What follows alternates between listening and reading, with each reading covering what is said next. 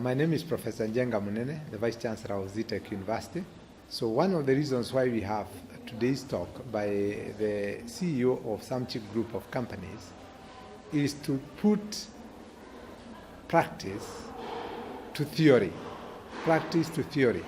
because the CEO of SAMCHI Group was first of all a worker, a professional accountant who rose to become a partner in a firm, but left to start a successful group of companies which have now become literally an empire.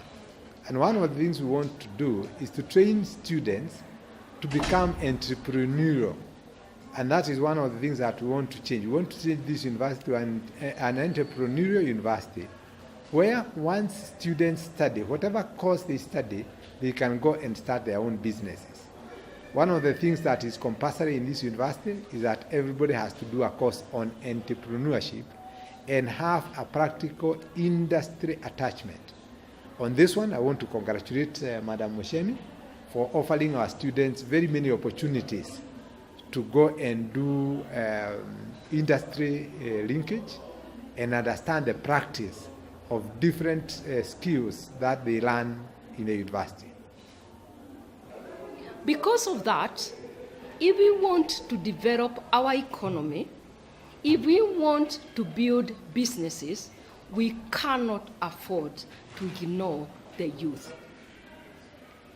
This is also a personal conversation that I do not come from a position that I want to condemn the youth per se.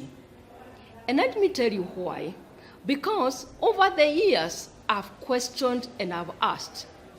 It's very good to condemn somebody, but not asking what is the law you have prayed or not prayed in making that person the person you'd want him to be.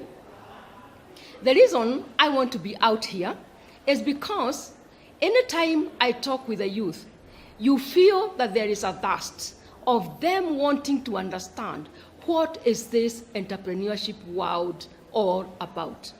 More so because the role models that they have seen, the role models that are in the media, the role models that are out there are people whose many and oftentimes we cannot even tell where their wealth has come from. This nation is not short of people who have money and who have wealth. But the big question that we need to ask ourselves, where is the wealth coming from?